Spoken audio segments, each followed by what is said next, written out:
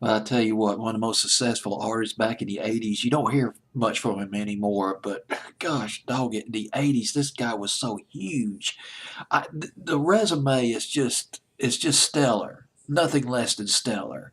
Talking about Phil Collins coming in at number 17 on my fantasy playlist. Up 8 from 25 the previous week. A totally lost 45. Phil Collins hang in long enough. Or it's either hang in or hanging in long enough. Let me double check hang in long enough. I haven't heard this one in a long time. Phil Collins on my fantasy playlist, December 22nd, 1990. Let's go into Phil Collins' success back in the 80s as a solo artist. A solo artist. Phil Collins as a solo artist had 14 top 40 hits. 11 of those were top 10. 6 of those went to number 1. Genesis, lead singer of Genesis in the 80s, he had 6. Genesis had 6 top 10 hits in the 80s. Phil Collins on lead vocals and drumming as well. This album is from his fourth album. It's called But Seriously. This particular record from his album, But Seriously, and this was more of an organic album. On No Jacket Required, one of his biggest albums. That was the album with Susudio and Take Me Home. He used drum machines on that album. Interestingly enough, considering that he's a drummer, but on this album he used real drums, more heavy.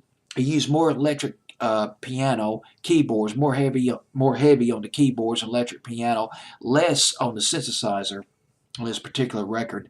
About 4 or 5 hit records off this album. Another Day in Paradise, which was about the homeless. That particular record was inspired when Phil Collins visited Washington. He saw all these Washington, D.C., center of power, the center of American government and one of the most powerful countries in the world, about the homeless people in Washington, D.C. That was inspired by that.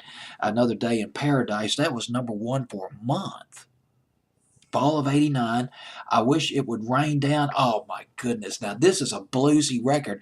So bluesy he got Eric Clapton to play lead guitar on that record. Do you remember? A laid back record. Had vivid memories of that record. Those hot spring days, early summer 1990. Now, do you remember went to number 4 and Something Happened on the Way to Heaven? Just right in time for the new school season to start in late summer, fall of 1990.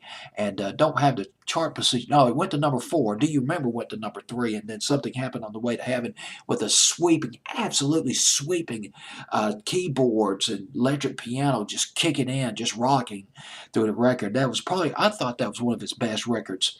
Phil Collins. First hit record back in the 80s. I wrote it down. I almost forgot about it. Missed again. I missed again. I believe that was in the spring of 1981. That went to number 19. Then his first really signature hit in the 80s. Something in the Air Tonight. In the Air Tonight went to number 19. That's it. You'd think it was, you'd probably surprised. You'd think, what? It didn't go to number 1? 19? That's as high as it got?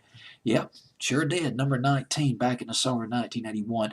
And then Phil Collins had his first top 10 hit in the fall of 1982 with a remake of The Supremes' You Can't Hurry Love. Well, here we go. At number 17 on my fantasy playlist, hang in long enough, Phil Collins. Fantasy playlist of December the 22nd, 1990.